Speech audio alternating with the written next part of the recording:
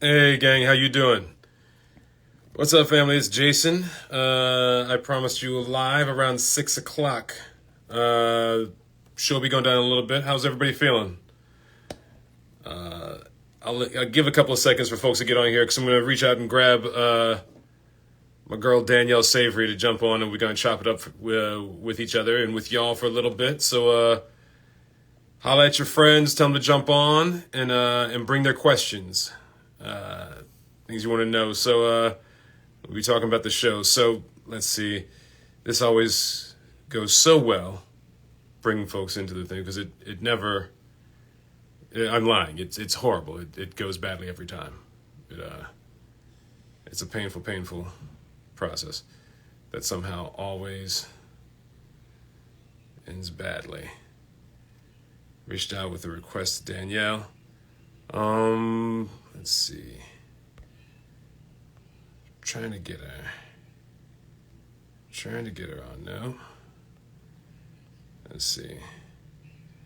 I just hit her with the request, so let's see what's going on. We got folks on here from Italy. We got folks on here from all over the place. What are you talking about? It's Azariah. Is that how you say your name? Azariah? I don't know. Hi. She said hi, so I decided to say hi back. Let's see. I'm looking for. There we go. I think we pulled this off. Hold on a second. Hold on. Come on, big money. Come on, big money. No whammies. There she is. Hello. I have something on my page right now. What is happening? Okay. Hi, Jason George. What's up, my dear? How you feeling? I'm good. How are you feeling? I'm tired. I'm tired. I second that. Yeah, I was on a red eye. I went straight from work yesterday, doing Station 19 stuff. Ran home, threw stuff in a bag, and jumped on a plane. And I'm now back in Charlottesville, Virginia, at the Virginia Film Festival. And when I get off with you, I got to run my butt through a shower and go present some awards and stuff. Jason, I'm not surprised. Not surprised at all. How are you feeling? I'm good. Congrats on your second episode of network television directing. Congrats. Are you excited? I'm very, very excited for everybody to see it. I'm excited because I know that this is the thing. This is the difference between, like, directing a film. As you know, you've directed your short film, and directing Yeah. TV. And this is for all you out there. You don't get the last cut. They do. Because this show belongs to Christopher Vernoff, Shonda Rhimes, and all these other people above our pay grade, and they put the last tweaks on it. And so I haven't seen it since they pry it out of your hands. They take it, they do a couple of last minute things to it. But usually, and the good news is they gave me, like Peter Page hit me up and said it was a really good cut. So I already breathed a sigh of relief, but I just want to see what it actually looks like now. Have you seen this final cut? No, I have not seen this final cut.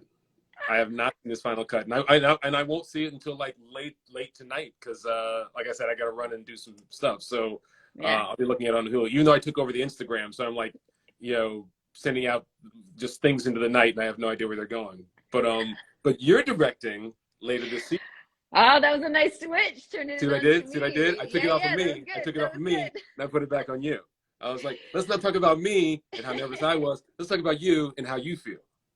I'm excited. I think my biggest thing, and I'm sure you can attest to this, was just like, please give me a script on time, and not dear God. Yeah. like, and the proper scripts. Like, we get scripts. You're supposed to have 8 days of prep, and we get the script on that first day, but it always changes, which is obviously par for the course. But it feels like a couple times this season it's been like, we're gonna change it a couple days before you start filming. A couple times? Are you being kind? I was trying to be nice. I'll be the bad guy. It's very common for us to get scripts mad late. If y'all didn't know, we'll get the worst I've ever experienced in overall Shondaland. This is pre-Station 19, but I remember there was one time on Grey's Anatomy where me and Patrick Dempsey had a scene, and I remember getting texts saying, "We promise you'll have your scene that you're shooting at 6 a.m." It was at midnight. We got text saying, "We promise you'll get the script in the next 15 minutes. Get your scene in the next 15 minutes, and the script will come sometime after that." So like we were able to shoot the scene. Nobody knew what the words were. You know, we were just saying something close. Just cue cards on the side of the camera. It was almost that. I was gonna start just writing things on the side of Patrick's cheek. I was just gonna like, you know, put like my, you know, lines on different parts of his body. But we've never gotten that bad on Station 19. But it's, you know, but it's had its moments. It does. So that's my only concern is like, because as you brought up my short film, like I got to work with that for a year and a half. I had that script almost 2 years of like having a script and getting to work on it and like fine tuning it. And this will be 8 days if I'm lucky. Yeah, I mean, and that's the thing. I mean, that your short film was your idea. You worked with the writer. Yeah. It was your idea. So it was your vision beginning to end. Like the look of it, everything about it was yours. Whereas stepping into Station 19, you live this show, so you know it, but the look's been established by somebody else. The vibe, the tone, all of that's established by somebody else. Does that ever concern you? Like, you know, I'm trying to think of all the shots, which I'm sure your brain does too. Like, how do you make those transition shots and what are the shots going to be exactly? But how do you do it so that you stay within the 12-hour time, allotted time that you have for the day, if not less, because you want the crew to like you. So if you can get under those 12 hours, it'd be great. So I think just trying to think of like what works for the show. I think, how do you feel about this coming on as a new director? Like people like Peter Page who have a say in the editorial process of the show because they're producers can kind of decide, okay, we don't need this shot, we're never going to use it. But us being new directors, I mean, we have to get all the coverage that you'd assume that you may need, because God forbid somebody at the top goes, so where's the close-up shot of so-and-so, or where's the shot? And you're like, well, it didn't need it for the story. So we're like, but I want it. So that's exactly those little things scare me, of like making sure I get all the coverage while still making sure I'm doing what I want. But I'm also bending to, like you said, what our show does. Our show does a lot of movement. We move a lot. The camera moves a lot. So just really keeping that in mind for when it comes time to direct, which you've done brilliantly with your episodes, both of them. Oh, so, thank you. Yeah. And I will send you that money. It'll be great. Stop it. Stop saying that. You said that to Peter too. It's my go-to line. I'm like, I'm paying everybody to give me compliments. Just take the compliment, Jason. It's weird. It's weird. But what about you? Since you're taking over and it's for tonight's episode, like switching it back to you, like what were the hurdles you did have for this episode, or what are you most excited about? What was your favorite scene to shoot? Some of the, I mean, actually what you were just talking about was a bump that I hit actually in this episode where I wasn't shooting some coverage because I was like, I got trained in theater, and so I still thinking like proscenium, and then I can add another camera, and so I'm working. My brain works in 2 cameras, and then I lean on my DP and other folks to figure out where to stick a third camera to pick up all the other, you know, good stuff that I can come up with. So I had this shot set up almost as a oneer. And I was like, yeah, I don't need the other coverage. And they were like, better get it. And I was like, always get it. And then we had to go back and get it later on. Which one was that? Which scene? It was a quick scene with Jay and Merle and Josh. And the funny part is, we went back and got the shot, but it actually slows down the scene. It slows down the scene. I was like, yeah, it was so. I mean, you know, I'll see it. Maybe it got stuck back in the edit. Like I said, I haven't seen I haven't seen the very final edit yet, but you know, maybe it gets stuck back in. But the thing is, but to your point, it really was though. We have the benefit of this is our home. You know what I mean? You're working at mom and dad's, you know, coffee shop. You know what I mean? So you're good. You know what I mean? Like you can't, you're not gonna get kicked out for. Let's not jinx myself, Jason. Look, we can't get too comfortable because I've had friends who got fired from mom and dad's coffee shop. I literally have, not as directors, but I'm saying literally friends as teenagers who their parents were like, you know what, you're dead here. You're done here. You're just screwing up. So it can happen. Historically, it can happen. But you got to go a ways. They had to go deep, and trust me, they needed to get. Yeah, when they got fired, they were like, fair enough. I deserved it. they're like legit. But if you're a guest director and it's not your home, and this is something for I'm assuming that you want to direct beyond Station 19. Absolutely. As do I, and it's one of those things you got to remember. If it's not mom and dad's store, if they came looking for it and I didn't have it, that would be my ass. That'd be a bad thing. So even if we don't use it, better to have it and not use it than need it and not have it. So it was one of those things where it was like, lodging the time, and then I can only do 1-2 takes of it, and be out. You know what I mean? But it's not the worst. You only take 1 or 2 takes because this is a shot you really don't like, and then they end up using that for the whole scene, and you're like, well, I didn't get the best performances out of that shot. And like, then you shoot yourself in the foot in that regard. It's such a gamble. It is the double-edged sword of you're trying to please other people. You're trying, and you're like, I know what I want mine to look like, but if I give you the option, will you go the other way from what I want? You know what I mean? Yeah. It's like, look, that's my whole, I'm a dad, and so that's the whole bane of my existence. It's like, hey, kid, do what you want. And they go do the right. Like, I didn't mean that. I mean, I was saying this, you wouldn't do it. I was saying, yeah. I was letting you think you had freedom. Yeah, exactly. So, what was the most fun scene to shoot that you did during this episode tonight? You know what? Do you remember? There was a couple of different things. One, and this is a little bit of love to you and Stefania, because both my episodes, I've had great scenes with each of you, and the insemination stuff last season. But that was like, for me, that was that scene from my first episode was like quintessential Station 19, in that it was funny and heartbreaking and heartwarming, all up in one inside of like 10 seconds. And that to me is the best of Grey's Anatomy in Station 19. So as a director who loves actors, as an actor who's directing to love actors, those scenes really geeked me out and excited me. And actually, but the one in this episode, there's a moment, and I'm not going to spoil too much, but there's a moment. But there's some like they'd written the scene one way, but from the production draft had things happening a certain way, and then they'd written it to spread it out a little bit, and I was like, no, and I sort of forced it back to the way they had originally written it, because I said that was better.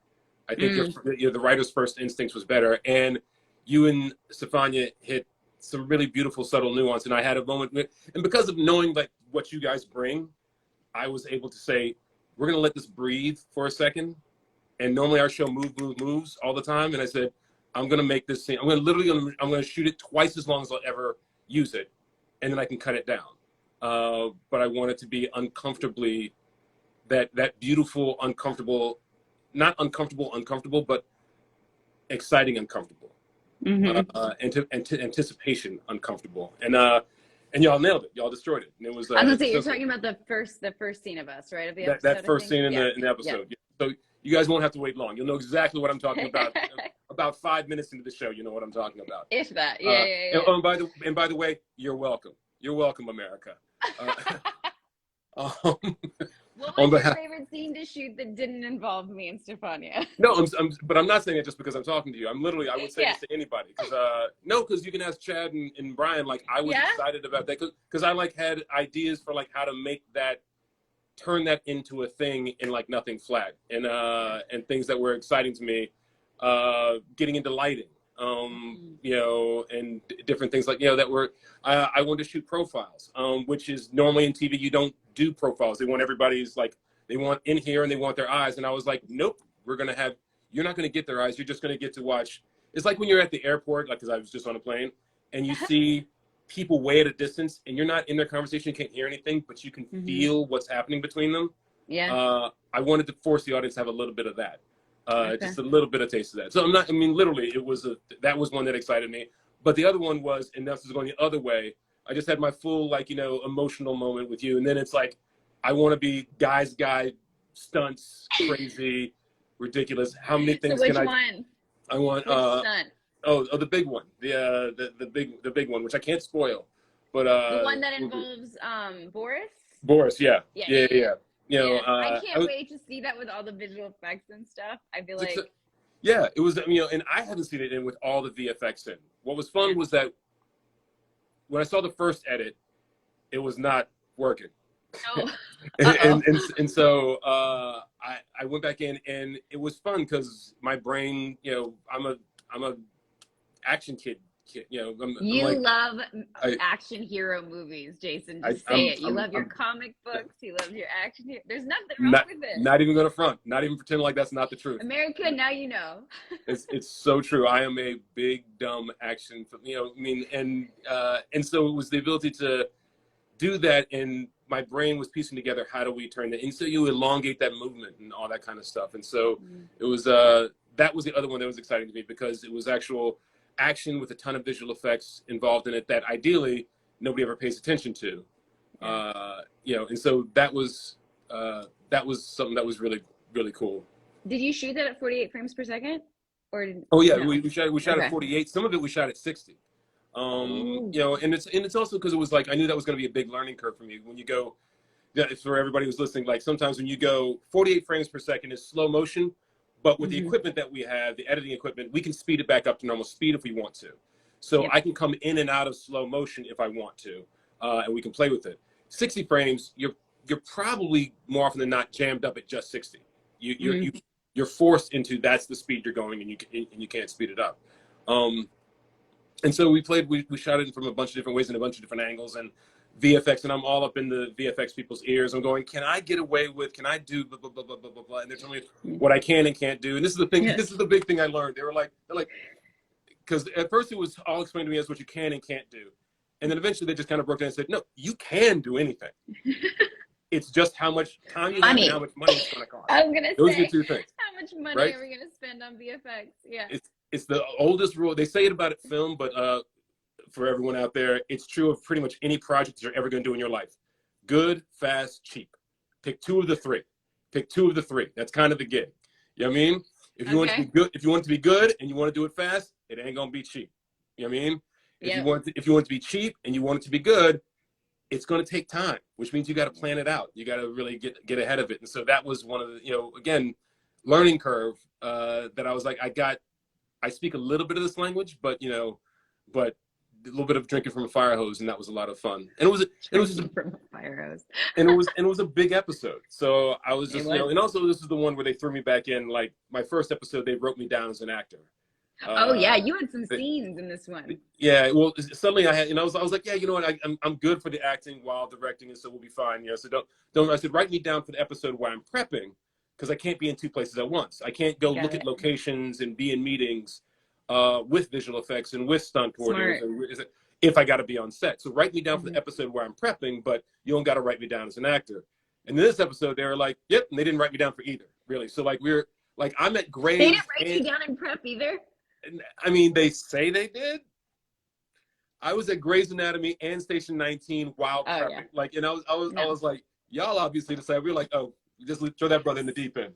Somebody over at Grey's was like, he's not working a lot on station. We should have him be over here. And so it's all good. Double. It's all good. That was exactly what they did. Yeah. That's exactly what they did. Do you know if they're going to write you down? I have no idea.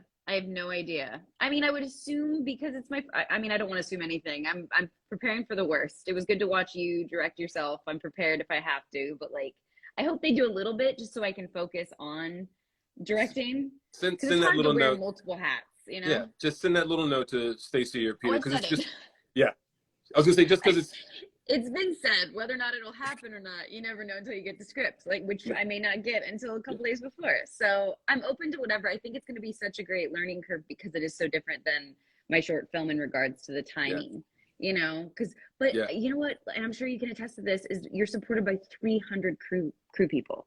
Like you are it's so very supported. hard to screw up. Yeah. I mean, we don't you can want to screw it up. Yeah.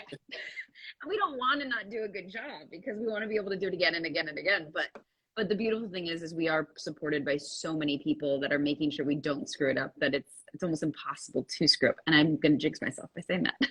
Yeah, no, I mean, no, it's true. And I mean, because you're short. I mean, how big was your crew when you're short? 25 people, something like that. 30 people. We had a couple more people than I think, because not on a daily basis. It was around 20 on a daily basis, counting actors. But we had people that alternated because it's a short film. So we had different people, different days. So I'm trying in my head to think of like the payroll. I'm like, how many people got paid?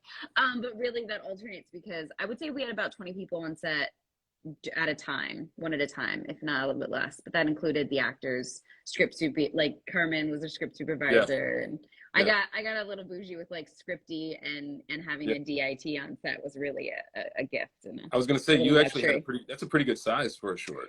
It is. I mean, I think because I was able to have that year, because I was supposed to, for people that don't know, I was supposed to shoot right before COVID, and then COVID shut me down. And I would have had a much smaller crew then. But then because I had the time and really got to think it through and like plan a little bit better because I had more time, I was able to kind of bring people on and be like, whose schedule works for what and when.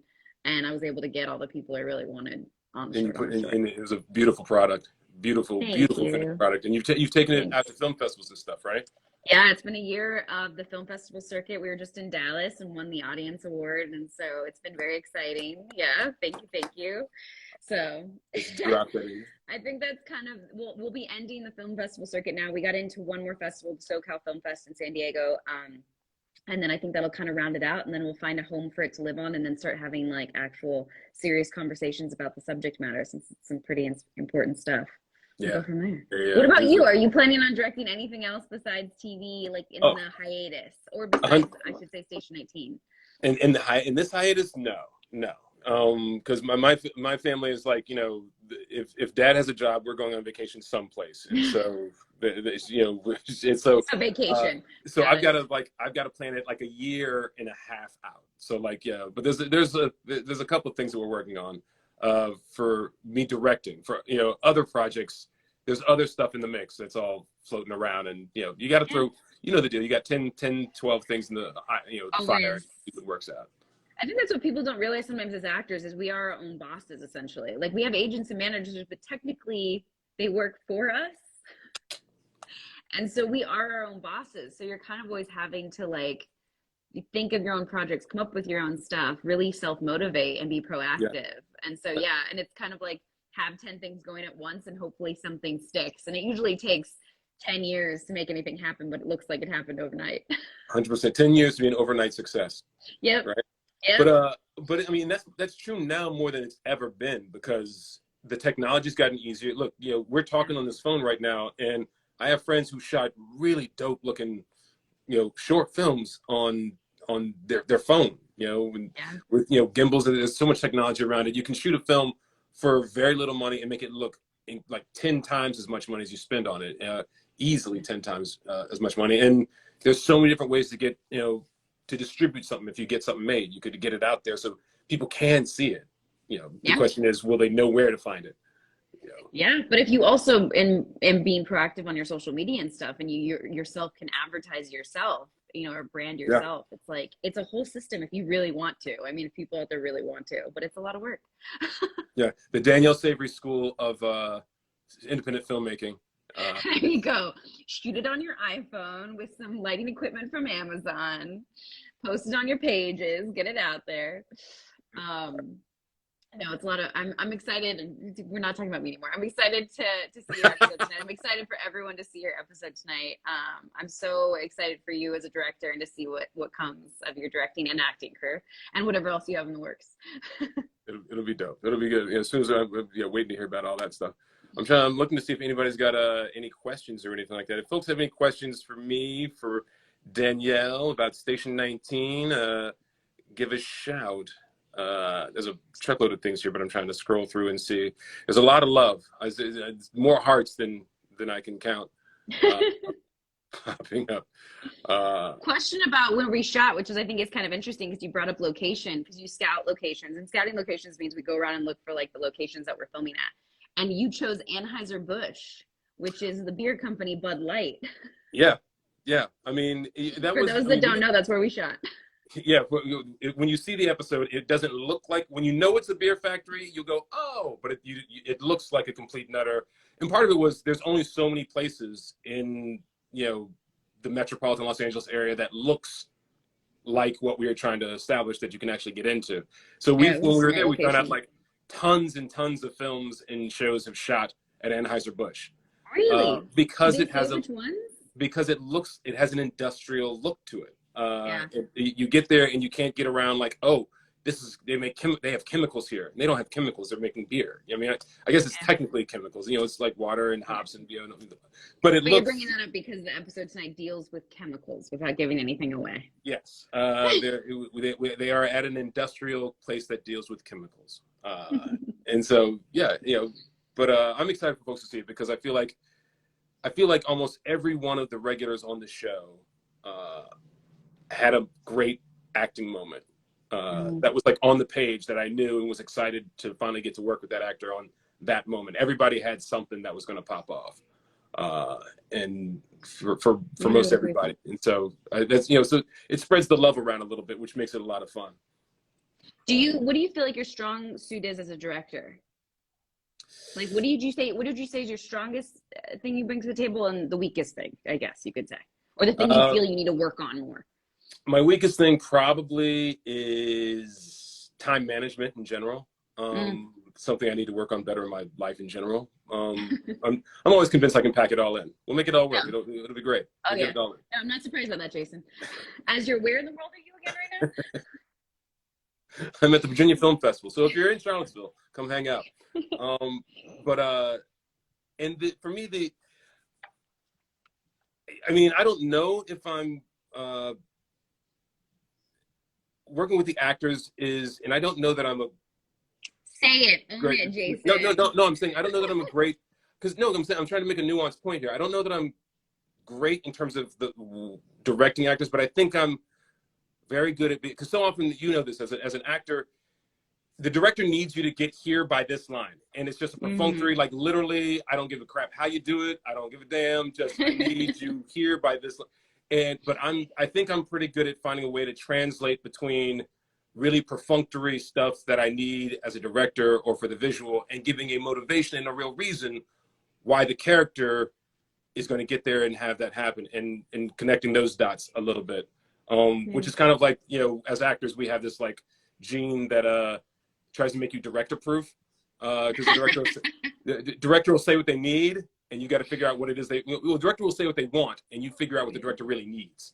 You know what I mean? Like the best example is I had a friend who kept they're in this scene, and they're supposed to slap the other actor, and the director keeps going louder, slap. Well, the director keeps saying slap him harder, slap him harder, slap him harder, and eventually the realization was, you need a louder sound, because you can't make it look harder until you're actually punching the other actor.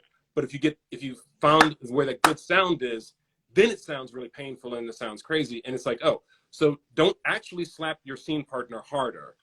Find a way to make a better sound so it sounds and feels like you're hitting them harder. That's what the director needs.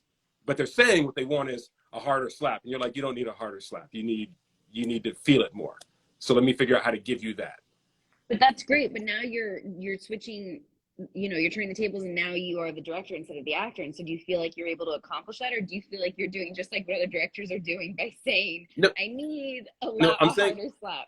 That's one of the things I think I'm pretty good at is I'll know like that's a BS thing that I need, but I need it. And it's going to feel weird and it's going to feel stupid.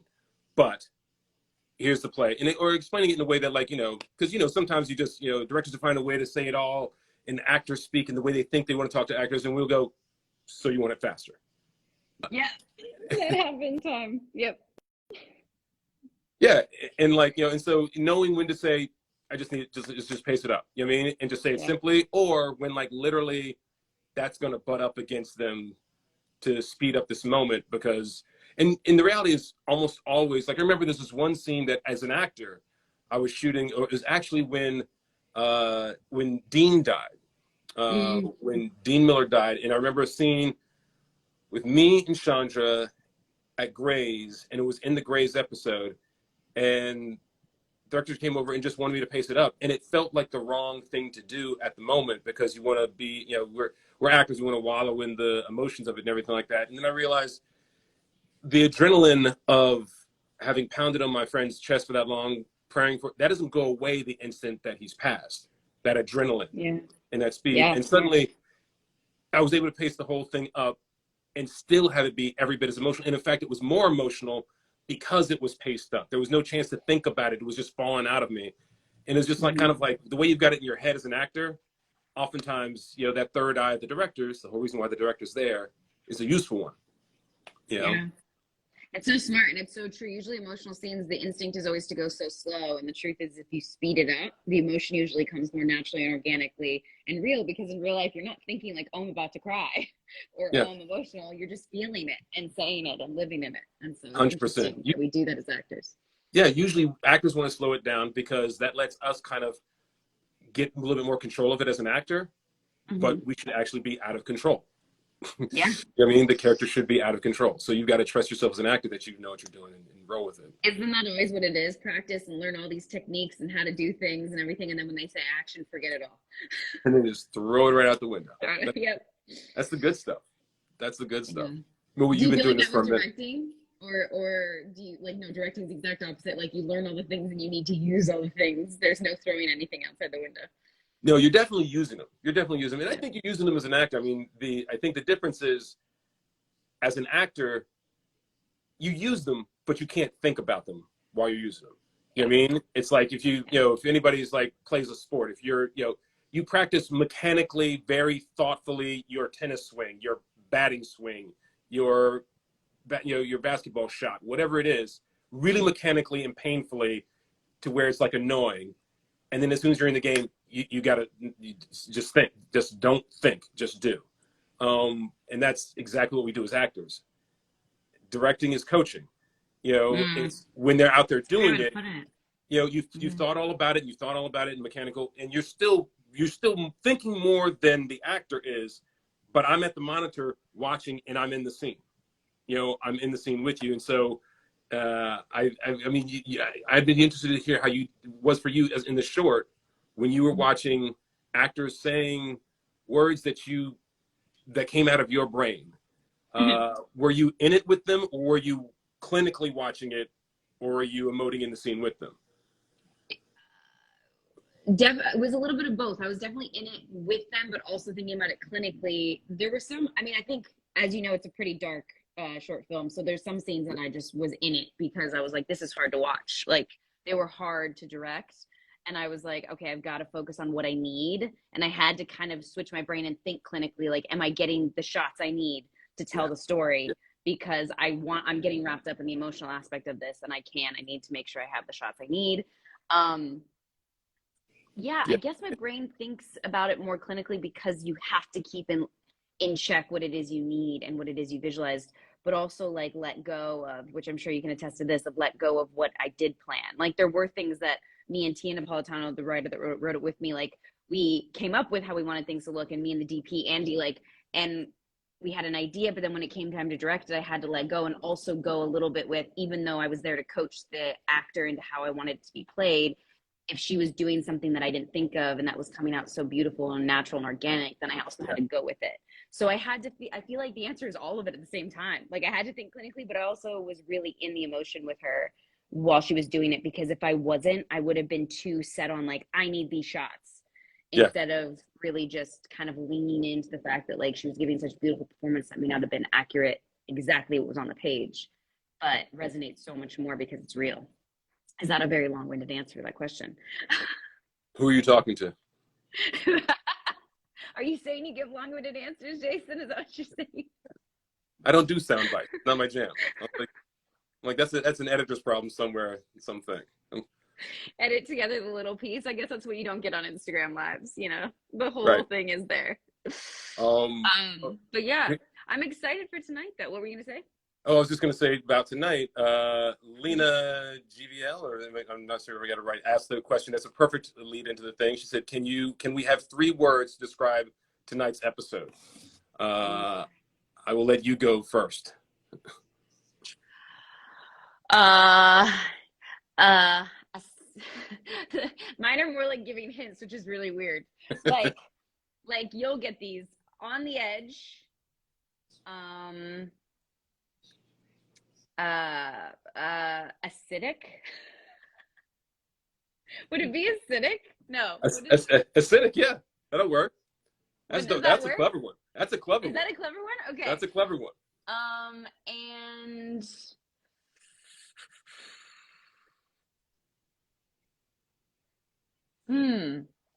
and I don't know about the third one. Ooh, just hot. We'll just say hot. I'm just, I can't think of a third one. What about you, Jason? I felt the first 2 were smart, but I'm not sure about the third one. No, okay. I'm following your train for the kind of getting clever with it. I'll say magnetic. Because there are people attracting and there are people repelling.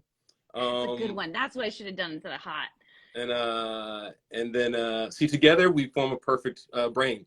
It would have been great. You got 2 and I got the third.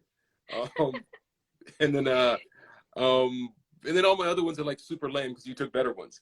Better words. You gotta just say them. Um, Just say them. no, I was like, I'm like saying things like I'm writing a trailer, like they're like horrible, like I'm like some 1950s trailer. I'm like pulse pounding.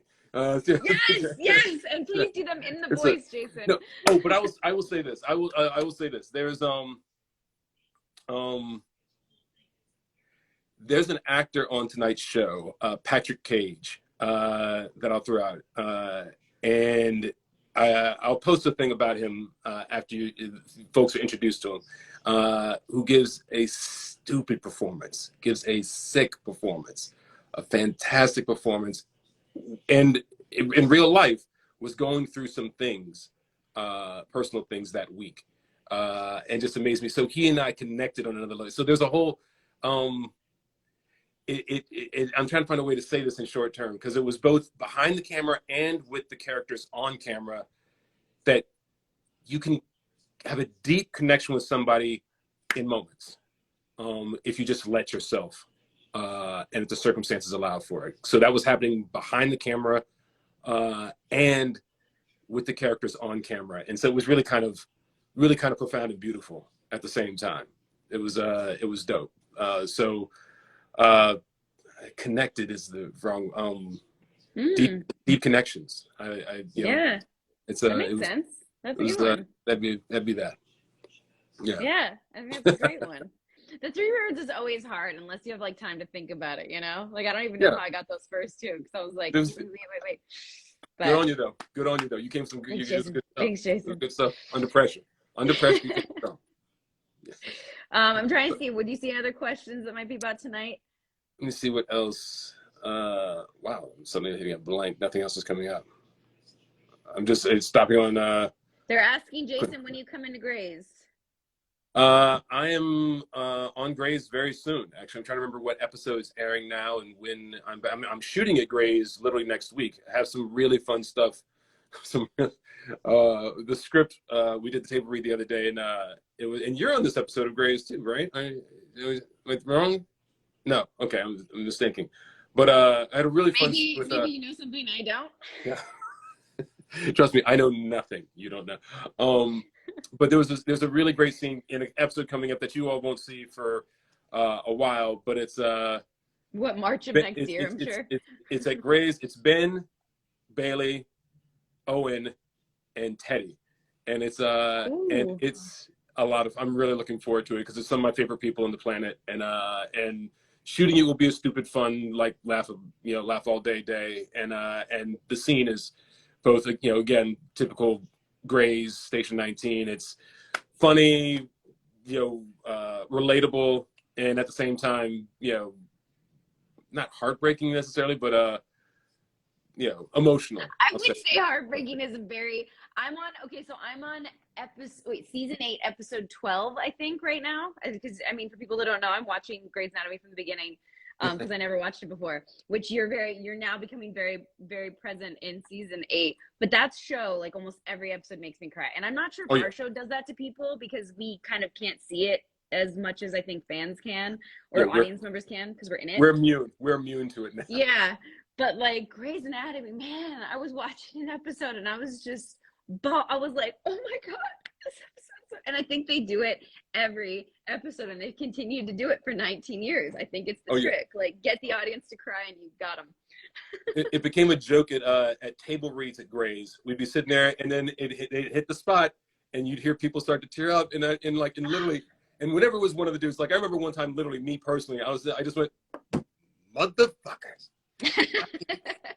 It was like, got me, damn it. It's just so great. It's so great. You guys do such a great job over there on Grey's. So I'm excited to see those scenes. People got to get it out. It's better out than in. Yeah, right? Little therapy session. I like it. Little therapy session. See that? For anybody paying attention? Spoilers. I'm dropping breadcrumbs. We're just dropping Easter eggs. I'm dropping happen months from now. Breadcrumbs and Easter eggs. People are going to see this like next year. They'll be like, what are they talking about? They're finally going, that's what he meant. That's what Jason George meant.